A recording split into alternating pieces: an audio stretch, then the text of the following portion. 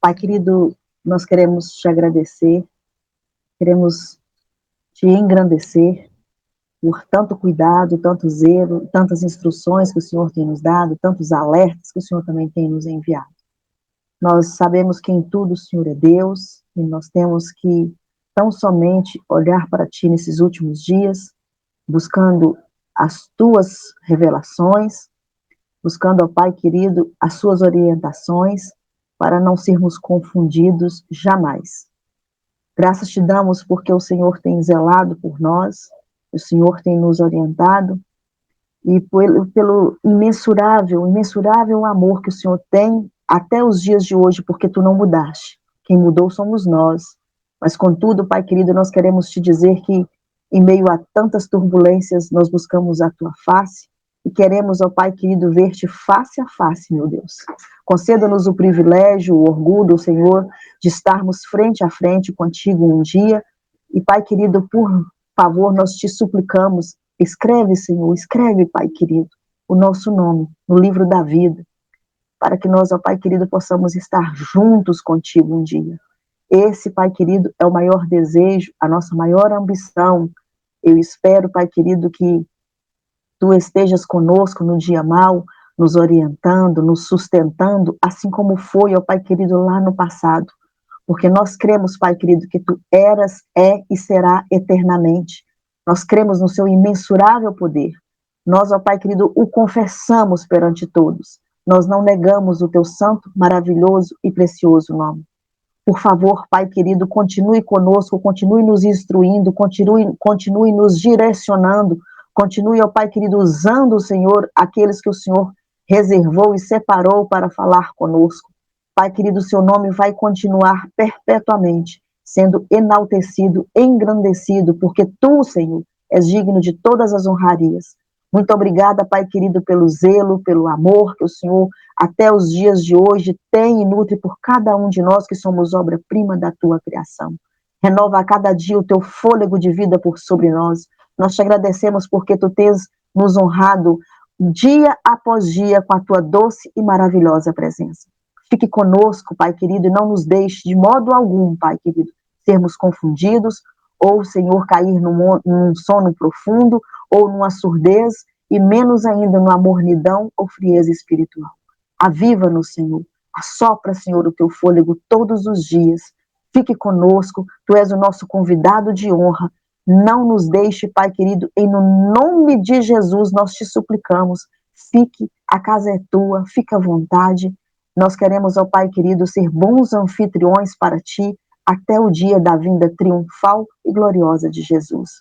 Nós te agradecemos por tudo que o Senhor tem feito, pelos profetas que o Senhor tem usado, pelas visões, revelações, pelos ensinamentos. Muito obrigada, Pai Santo e amado, em no nome de Jesus Cristo. Amém. Aleluia. Glória a Deus. Amém. Amém. Amém. O tema da mensagem de hoje, mais uma vez, dando continuidade, é lições da vida de Saul. E hoje nós estamos na quarta parte. O texto base se encontra em 1 Samuel, capítulo 15. 1 Samuel, capítulo 15, logo a seguir os eventos da noite passada, digamos assim, os eventos que nós vimos ontem. Disse Samuel a Saul: enviou-me o Senhor a te ungir rei sobre o seu povo, sobre Israel. Atenta, pois, agora as palavras do Senhor. A palavra hebraica para atenta é o tchamari, quer dizer, você precisa agora perceber. Você já teve um problema antes, que foi aquele problema dele ter oferecido lá o sacrifício de forma errada, errônea, não era o momento, nós vimos tudo o processo dos erros de Saul ontem. Então agora é como se Samuel tivesse dito para ele o seguinte: olha, você não pode errar mais. Presta bem atenção agora, você precisa atentar exatamente quais são as palavras do Senhor, porque você não pode errar. Você errou uma vez, mas você não pode errar mais. Assim diz o Senhor dos Exércitos, verso 2: castigarei Amaleque, pelo que ele fez a Israel. Ele se opôs a Israel no caminho, quando Israel subia do Egito. Deus aqui está fazendo referência ao texto de Êxodo, capítulo 17, verso 8. Fala lá em Refidim, Êxodo 17:8 diz que veio Amaleque e pelejou contra Israel em Refidim. Êxodo 17:14, o Senhor, após a batalha, disse então a Moisés: escreva isto para memória num livro e relata isso aos ouvidos de Josué, que eu hei de riscar totalmente a memória de Amaleque de debaixo dos céus. Que é um ponto bastante interessante. Deus havia dito o seguinte: olha, guardem aí, vai chegar o momento, guarde que fica o memorial guardado, diga isso para Josué, mas não vai ser com Josué. Vai chegar o momento em que eu vou riscar a memória de Amaleque debaixo dos céus, porque ele saiu contra Israel para atacar um povo indefeso que havia saído do Egito. Também Deuteronômio 25:17 é uma das coisas que está lá relatadas, são relatadas lá no final, nas palavras de Moisés, onde diz assim: lembra-te do que te fez Amaleque no caminho quando você saía do Egito. Quem era Amaleque? Quem eram os amalequitas? Os amalequitas, eles eram descendentes de Esaú. Então você vê aqui um povo parente, um povo irmão de Israel. Gênesis 36:12 fala disso. Eles foram inimigos constantes de Israel, embora fossem um povo parente, um povo irmão. E eles atacaram a multidão dos filhos de Israel lá em Refidim, perto do Sinai. E a gente vê que eles atacaram o povo sem dó nem piedade, eles eram um povo nômade. E eles estavam ali localizados em várias partes da Palestina. E o que aconteceu? Saul não cumpriu a ordem. Já adiantando, nós sabemos disso. E esse povo foi passando, né, sobrevivendo, ainda um remanescentezinho que ficou. E ele foi finalmente destruído lá pelos simeonitas, por Simeão. E 1 Crônicas 4 fala disso. Então, o que acontece? Deus havia dito a ordem, né? Você chegou a hora de você cumprir a minha vontade. Você vai destruir totalmente os amalequitas. Se a gente for entrar no mérito aqui e perguntar quem eram os amalequitas, nossa, Deus mandou destruir uma nação, um povo inteiro. Só porque eles se colocaram contra Israel no deserto? Não, tem muito mais coisas envolvidas aí. Aqui, a palavra que é utilizada para o destrói totalmente é a palavra herem, que significa esse ato é um ato de dedicação ao Senhor. Então, havia muito mais coisa por trás do que simplesmente Saul ir lá e matar pessoas. Pelo contrário, quem eram essas pessoas? O que essas pessoas faziam? Essas pessoas não serviam a Deus, tudo bem, mas será que essas pessoas podiam se arrepender? Passou o tempo e não se arrependeram, não houve arrependimento. Então, tem uma série de questionamentos que nós podemos fazer para que nós possamos entender realmente por que Deus havia dado essa ordem. Deus sabia que não havia mais arrependimento para Amaleque, assim também como Deus sabia que Sodoma e Gomorra não tinham mais, vamos dizer assim, chance de voltar atrás, de mudanças. Por isso que desceu fogo e enxofre do céu e consumiu as cidades. Nós temos de lembrar que Deus é um juiz justo. Embora ele seja misericordioso, ele também é um juiz justo. E quando alguma nação ou povo, ou uma pessoa sequer, ela, na sua vida, ela ultrapassa um certo limite de tolerância, os juízos de Deus, eles, inevitavelmente, eles terão de ser destravados ali. É o que acontece aqui no caso com os amalequitas. O que é interessante aqui é que, continuando o relato, no verso 3 foi dito: vai, pois agora, fere a Amaleque, destrói totalmente a tudo que tiver e nada lhe poupes. E quando nós vemos aqui o relato bíblico, tem pessoas que ficam chocadas, né? Porque Deus diz: matarás homem e mulher, veja, meninos e até crianças de peito, bois e ovelhas, camelos e jumentos. As pessoas, peraí, como é que Deus poderia fazer uma coisa dessa? Como é que Deus poderia fazer algo desse tipo? E aí nós temos de investigar, isso não daria tempo agora, sobre realmente quem era Amaleque. Amaleque eram pessoas realmente, vamos dizer assim, normais, como nós somos? Será que os amalequitas eram normais? Será que os amalequitas eram pessoas realmente que teriam a mesma capacidade sentimental que nós temos? Será que eles eram humanos verdadeiramente? Será que os amalequitas não tinham algum tipo de mudança, alteração física, além da espiritual, que os descaracterizaria como um ser humano normal? São vários questionamentos que nós temos aqui, que nós podemos levantar, para que nós possamos vir a entender esse teor dessa ordem tão dura, tão direta de Deus aqui. Como é que você imagina um Deus de amor ordenando que se matasse criancinhas? Então, você precisa pensar aqui e trazer para o contexto, que não está aqui, o que realmente era Amaleque.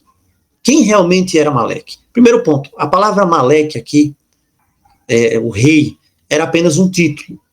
Eram vários reis que existiam naqueles povos nômades, e cada rei era dado o nome de Amaleque, assim como no Egito. O nome era dado Faraó, mas o nome daquele faraó era outro nome, mas ele assumiu o cargo e era dado o nome a ele de Faraó. A mesma coisa aqui com Amaleque também. Amaleque recebe esse juízo depois de Deus aguardar durante muito e muito tempo que houvesse mudança. Os amalequitas desceram para um nível parecido, ou quem sabe, pior até, do que o nível das pessoas de hoje e muito semelhante ao nível das pessoas da época de Noé. Se a gente for analisar os registros históricos do paganismo e das práticas que eram feitas exatamente nessa época aqui, quando Deus determina que fosse destruído Amaleque, são coisas que nós vamos ficar estupefatos. Quando nós vemos as coisas absolutamente absurdas que eram feitas contra o seu próprio povo em nome de uma adoração ritual de deuses pagãos do paganismo. Era uma coisa simplesmente que até falar, até mencionar, é uma coisa que não vale a pena. Então, é esse o povo que Deus está falando aqui com relação a que deveria ser destruído por Saul. E aí Saul convoca o povo, verso 4. Ele convoca o povo e conta ao povo, e tem 200 mil pessoas ali e 10 mil dos homens de Judá. Saul vai lá para Amaleque, a região, ele coloca emboscadas lá, e agora no verso 6 nós vemos mais uma vez um ato de misericórdia. Disse aos queneus, quem eram os queneus? Nós vamos ver. Ide, saiam do meio desse povo, para que eu não vos destrua juntamente com eles, porque vocês usaram de misericórdia para com todos os filhos de Israel quando subiram do Egito. Assim os queneus se retiraram do meio dos amalequitas. Quem eram os queneus? Os queneus lembram Jetro, sogro de Moisés, porque Jetro, ele era um queneu também.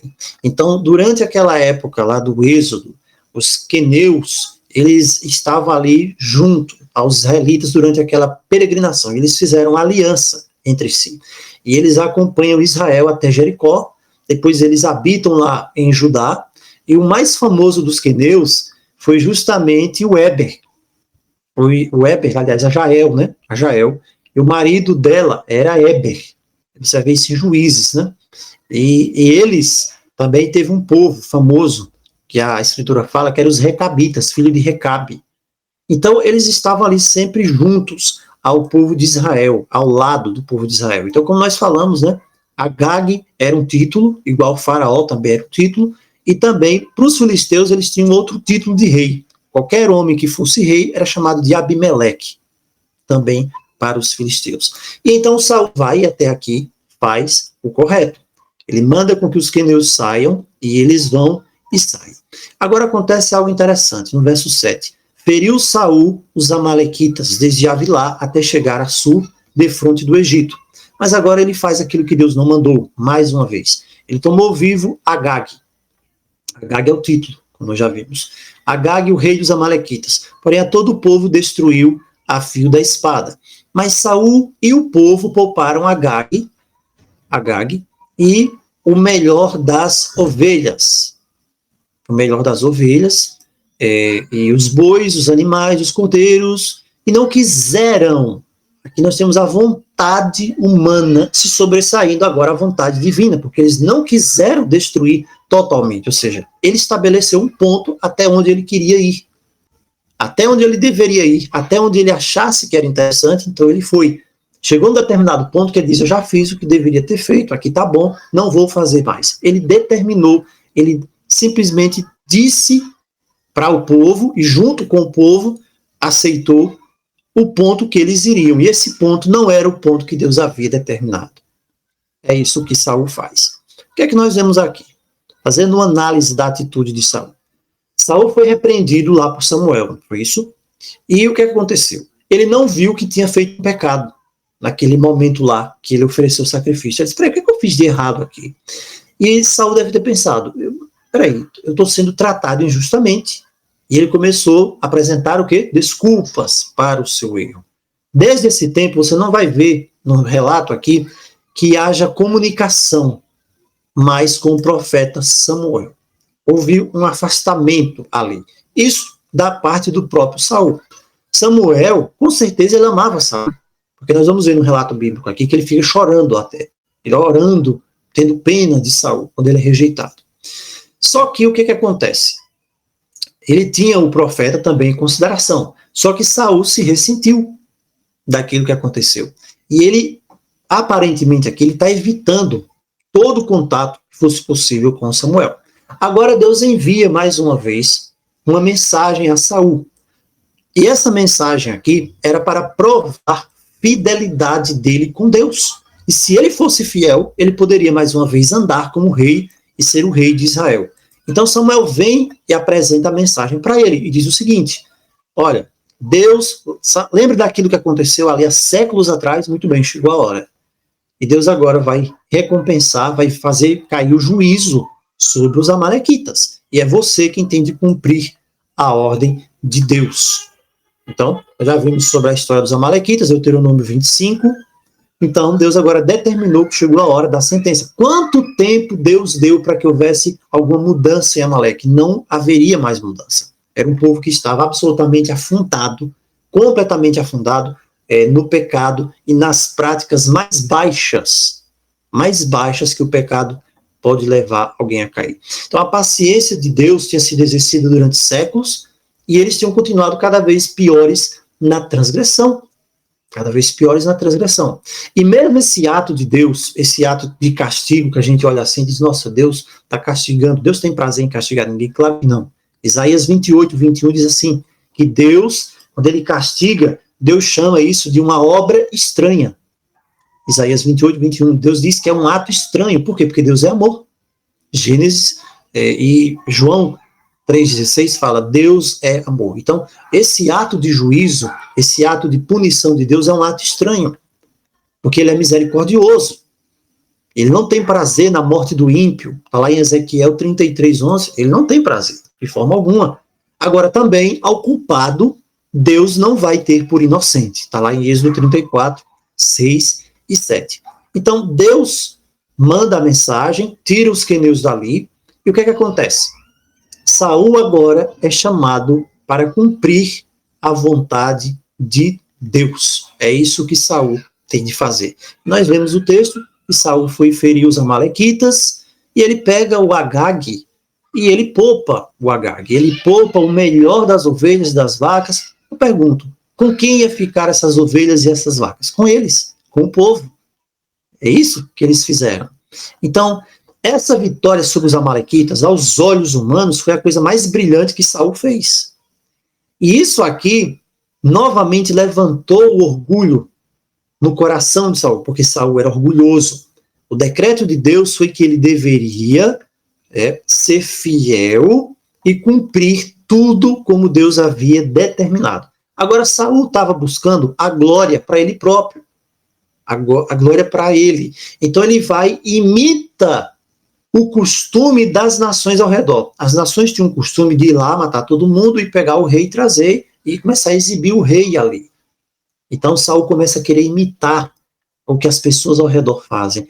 No reino de Deus, nós não podemos imitar os outros. No reino de Deus, nós não podemos querer trazer as práticas que são feitas lá fora para dentro das coisas de Deus. Tem muita gente hoje que você olha assim, dentro das igrejas evangélicas, diz, vamos fazer um evangelismo, por exemplo, né? E vamos fazer uma coisa que atraia os jovens. Então vamos fazer o que? Um teatro.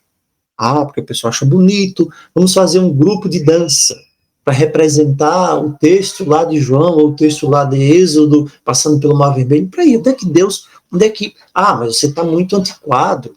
Nós temos de fazer as coisas mais atualizadas para alcançar as pessoas. Não é assim, você não precisa imitar as práticas que são feitas lá fora. Se o evangelho, se a mensagem da cruz não for suficiente para mudar o coração da pessoa, não vai ser uma coreografia que vai transformar a vida daquela pessoa. Então, Saul cai nesse problema aqui, nesse erro. Ele queria fazer do jeito que os outros faziam. Ah, porque se eu fizer desse jeito, eu vou conseguir alcançar mais pessoas. Ah, porque eu falo isso, as pessoas não gostam. Problema. Nós precisamos ter compromisso com a verdade. A verdade, ela é impopular. Um exemplo, se o canal aqui, ele falasse de política, com certeza a gente teria 3 mil, 4 mil, 5 mil, sei lá quantos mil, mas como o foco é apresentar a verdade, e uma verdade que não é a mesma coisa que se fala na maioria dos grupos por aí, então você vê que tem um número restrito de pessoas. Por quê? Porque nós nem sempre, nem todo mundo quer ouvir uma verdade que não agrada a pessoa, que exige mudanças na vida da pessoa.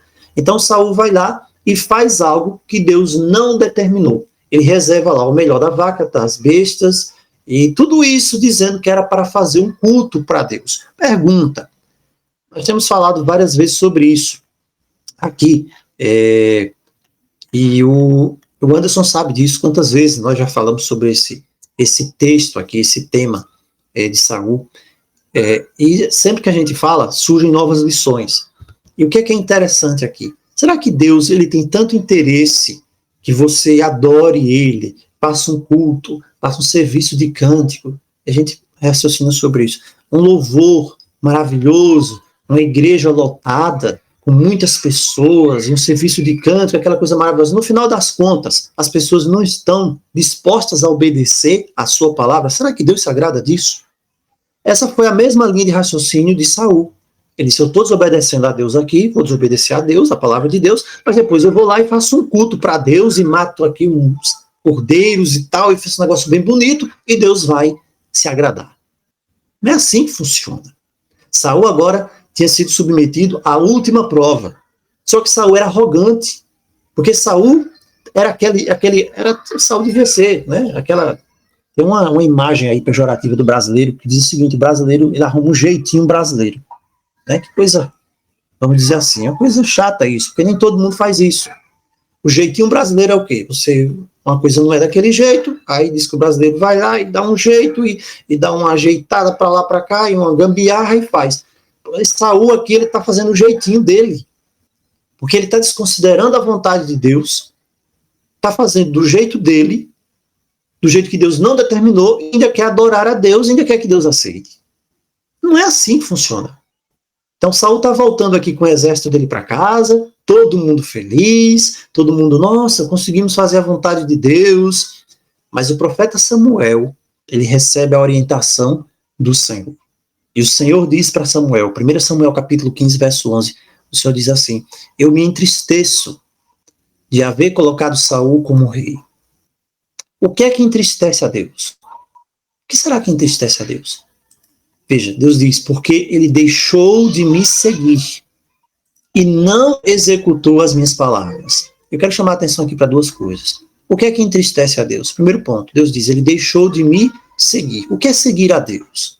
Muitas pessoas dizem, eu sigo a Deus. Você perguntar aí às pessoas, você segue a Deus? Você segue o Senhor Jesus? Claro que eu sigo. Aí o Senhor diz, olha, Saul deixou de me seguir. Por que Saul deixou de seguir ao Senhor? Porque não executou as palavras do Senhor. Seguir a Deus não é simplesmente algo verbal. Seguir a Deus não é simplesmente eu dizer da minha própria boca que eu sigo a Deus, que eu sou servo de Deus. A partir do momento que eu deixar, ou se você, em algum momento, deixar de obedecer a palavra de Deus e não executar a palavra de Deus, para o Senhor você não está seguindo Ele mais. Qualquer igreja, qualquer denominação, por mais que ela tenha um serviço de cântico, um louvor bonito, que ela tenha um grupo bonito, que ela tenha uma adoração bonita, que ela tenha um grande pregador, que reúna milhares de pessoas, 5, 10 mil pessoas no templo ali, aquela coisa toda, se não obedece a palavra do Senhor, se não executa a palavra do Senhor, pode dizer que está seguindo o Senhor, mas para Deus não está. E quando Samuel ouve isso, ele fica muito magoado. Eu imagino que Samuel deve ter chorado, e deve ter pedido, né, ao Senhor, Senhor, tem misericórdia, né? Muda essa sentença, dê mais uma chance. Só que a tristeza de Deus, ou o arrependimento, como diz em algumas versões, não é como o do homem. Não é. Aquele que é a força de Israel, que é o seu povo, viu? Israel não é uma nação, não. Aquele que é a força de Israel não mente, nem se arrepende, porquanto ele não é um homem para que se arrependa. 1 Samuel 15, 29. Esse arrependimento, entre aspas, de Deus, na verdade, é a tristeza de Deus ao reconhecer que a pessoa não corresponde mais à sua vontade, ele resulta numa mudança. Por quê? Porque mudou as circunstâncias. E automaticamente mudando a circunstância do ser humano com Deus, também muda a relação com Deus. Porque o homem muda a sua relação com Deus. Ele agora fica naquelas condições ali. E as condições podem levar ele ao favor divino ou à reprovação divina. Exatamente isso que aconteceu com Saul. Quando Saul desobedece a Deus, ele muda a relação dele com Deus. E muitas vezes nós precisamos entender isso.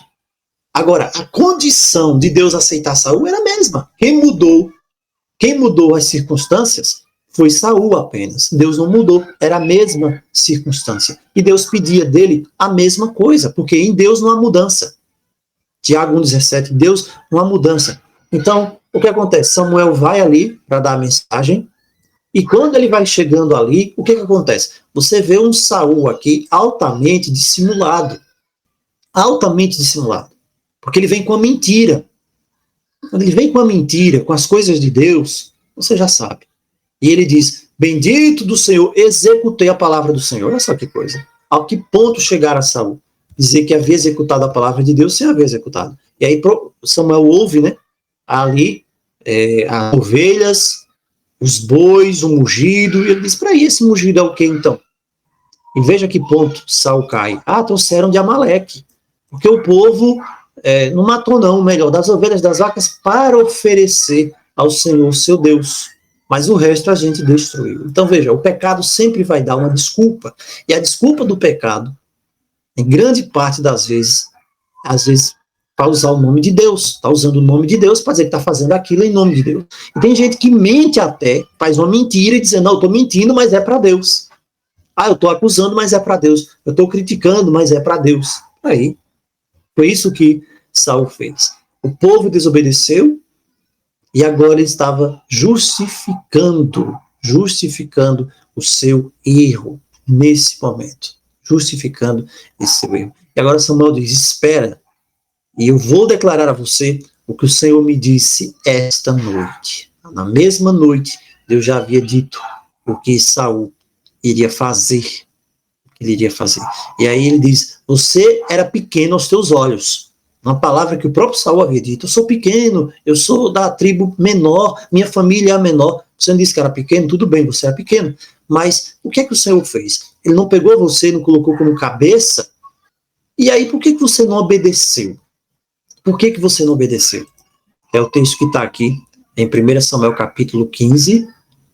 Nós vemos aqui, capítulo 15, verso 17. Por que você não obedeceu? O Senhor disse, vai e destrói totalmente estes pecadores. O dia do juízo havia chegado para os amalequitas. Destrói esses pecadores e até exterminá-los. Agora, por que você não atendeu à voz do Senhor? Mas você se lançou ao despojo, fez o que era mal aos olhos do Senhor. Aí Samuel diz assim, a Saul, aliás, no verso 20, pelo contrário, dei ouvidos à voz do Senhor, segui o caminho pelo que o Senhor me enviou, e trouxe Agag, rei de Amaleque, e os amalequitas destruí. O que estava acontecendo aqui com Saul? Que tipo de presunção é essa aqui?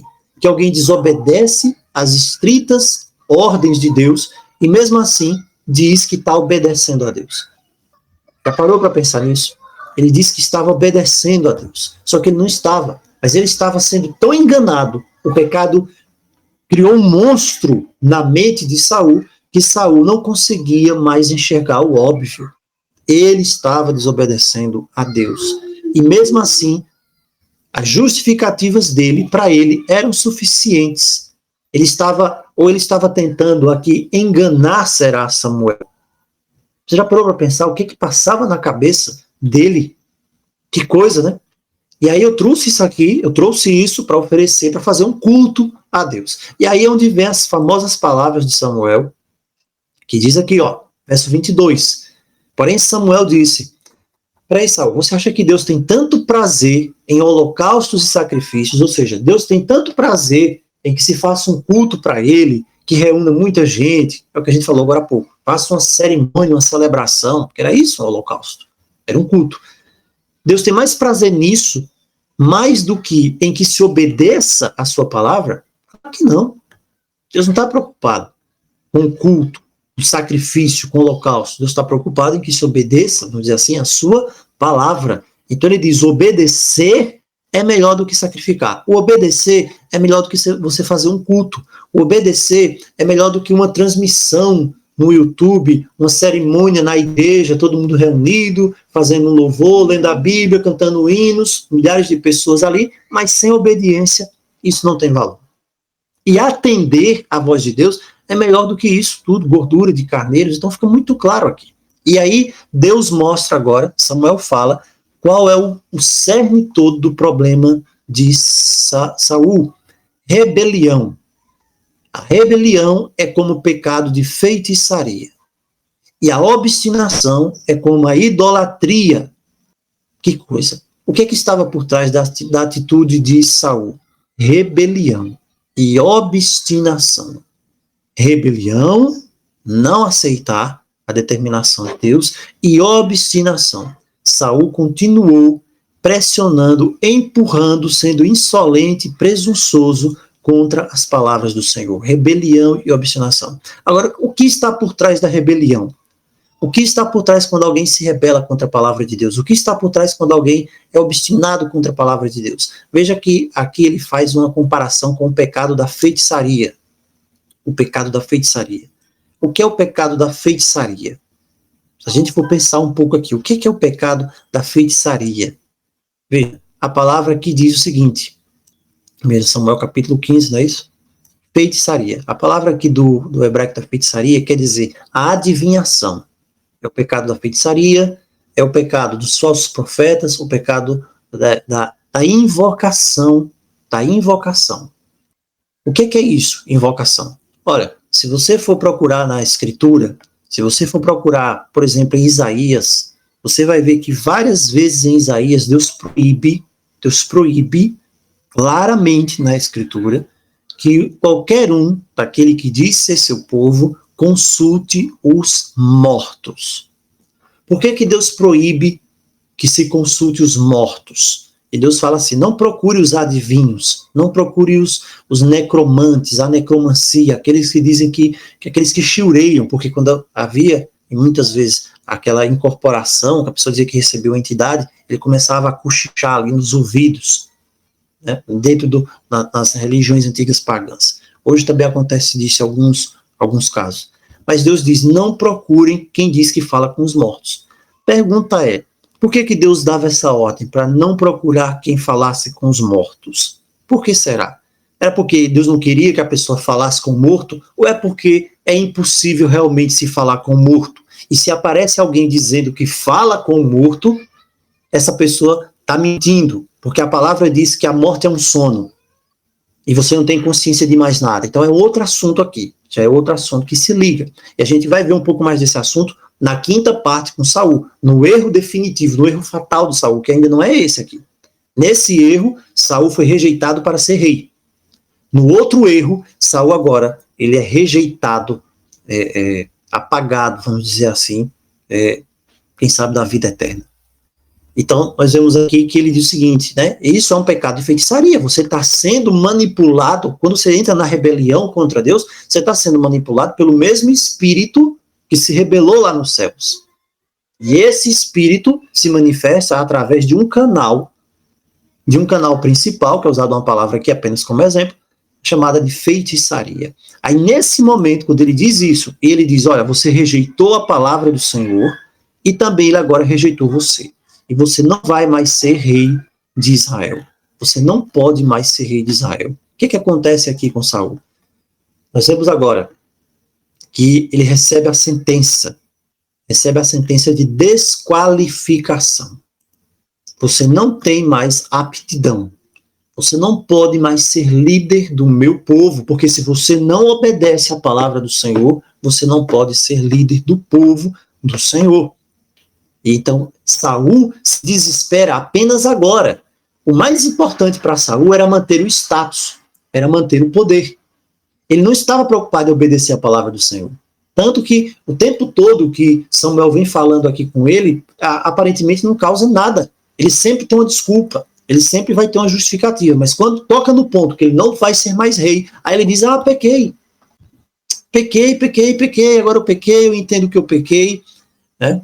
E será que isso era verdadeiro em Saul? Será que ele estava sendo realmente verdadeiro aqui? Verso 24, pequei, transgredi o mandamento do Senhor. Antes não transgrediu, mas agora transgrediu. E ele diz, temi o povo e dei ouvidos à sua voz. Ele devia dar ouvidos à voz do Senhor.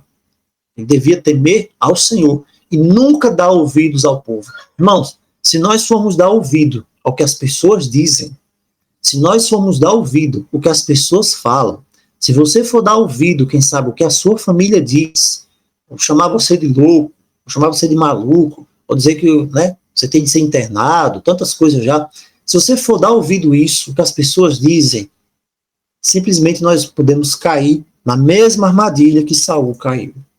Você dá ouvido à voz do homem e desobedece à voz de Deus. Principalmente agora, nos últimos dias, nós precisamos nos manter firmes e dar ouvidos apenas à voz de Deus. Não tema o povo, não dá ouvido ao que as pessoas digam. A gente precisa se manter firme, apenas para obedecer à voz do Senhor. Outro ponto agora, para a gente finalizar. Naquele momento ele diz, rogo-te, verso 25, perdoe o meu pecado, volta comigo para que adore ao Senhor. Apresenta agora aqui um momento de ruptura. Samuel não pode estar adorando junto com Saul mais. Não pode. Verso 26, porém Samuel disse a Saul, não tornarei contigo. Visto que rejeitaste a palavra do Senhor, ele também rejeitou a ti, para que não sejas rei sobre Israel. Quer dizer, ele havia rejeitado o Senhor havia rejeitado a ele, e agora ele diz o seguinte, permaneça comigo. Ou seja, ele queria se usar mais uma vez de artifício, mesmo rejeitado por Deus, mas ter uma pessoa que era o profeta de Deus ao lado dele, para que as pessoas olhassem para ele e pensassem que estava tudo normal. É assim que as coisas acontecem. É assim que o inimigo trabalha. Só que Samuel, percebendo, diz, eu não vou tornar com você. Você vai para lá e o meu lado é aqui. Como é que eu posso ficar com você tendo rejeitado ao Senhor? Então, essa história aqui triste de Saul nos apresenta isso. Verso 27. Vira-se Samuel para ir embora, Saul segura ele pela orla e a orla se rasga. Vejam só, como ele estava disposto a não permitir que a situação ali mudasse. Ele queria controlar a situação. Tanto que segurou até a orla da roupa de Samuel e rasgou. Como ele estava desesperado. Então Samuel disse, o Senhor rasgou hoje de ti o reino e deu ao teu próximo, que é melhor do que você. Que coisa, né? E aqui nós vamos para o verso 32. Ele diz, não, eu pequei, vá então comigo apenas diante dos anciãos. Aí ele volta, Samuel apenas diante dos anciãos, e Saul faz lá a adoração dele sozinha. Samuel não participa.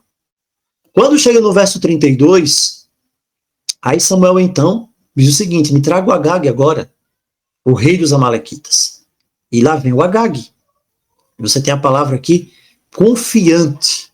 Confiante. Aqui foi traduzido por confiante. A palavra que está aí, né, é uma palavra até hoje que tem um problema de tradução nessa palavra.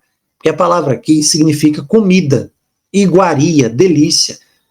Qual o sentido disso aqui? Agag veio, é isso? Andou confiante, ou seja, Agag deve ter vindo, porque a palavra que é iguaria, comida, delícia, Agag deve ter vindo muito confiante mesmo. Ou muito descansadamente, né? Porque para aí não aconteceu nada. O Saul não me matou, ele pensou, e até o Samuel, que é o profeta, está vindo aqui, então deve estar tudo ok. E disse, certamente já se foi a amargura da morte. Disse, porém, Samuel, vejam agora quem era Agag. Assim como a tua espada desfilhou mulheres, assim desfilhada ficará a tua mãe entre as mulheres. E diz a palavra que Samuel despedaçou Agag perante o Senhor em Gilgal. Foi ordem do Senhor. A ordem que Saul não cumpriu, Samuel teve de cumprir. Então, irmãos, finalizando por aqui, esse aqui é o penúltimo ato da história trágica da vida de Saul. A mensagem que fica para nós, a partir desse instante, é que Saul, ele se desqualifica para continuar sendo o líder, o servo do Senhor. Ele, não sei se houve pressão, mas ele cedeu à pressão, Ele obedeceu à voz dos homens, ele desobedeceu à voz de Deus, ele se rebelou, ele se obstinou e ele ainda trouxe desculpas. Ainda quis dominar a situação, rasgando o véu de Samuel, ainda quis manipular Samuel, tentando levar Samuel para estar junto com ele no momento de adoração, quando não havia mais essa possibilidade. A partir daqui não, né? Desde a lição de ontem, inicia-se a queda de Saul, que cada vez vai ficando pior, até ele realmente ser tomado pelo espírito da feitiçaria, que nós vimos aqui, quando Samuel revela para ele. Esse pecado seu, da obstinação, isso aí, na verdade, é como a feitiçaria. E nós vamos ver que é justamente isso que ele vai procurar. No último ato da sua vida, ele vai procurar uma feiticeira. E Deus nos ajude que nós não venhamos jamais cair nos mesmos erros da história de Saul, mas que nós possamos ficar firmes na vontade, na obediência à palavra de Deus. Oremos ao Senhor. Obrigado, Pai, pela lição de Tua palavra nesta noite. Nos fortaleça, que possamos aprender essas preciosas lições, que possamos agir contrariamente, Senhor, a tudo isso que nós vimos, que nos seja exemplo para que nós não venhamos cair nos mesmos erros. Possamos ouvir a Tua voz, obedecer a Tua vontade, cumprir o Teu querer a cada momento. É o que nós te suplicamos, em nome de Jesus. Amém.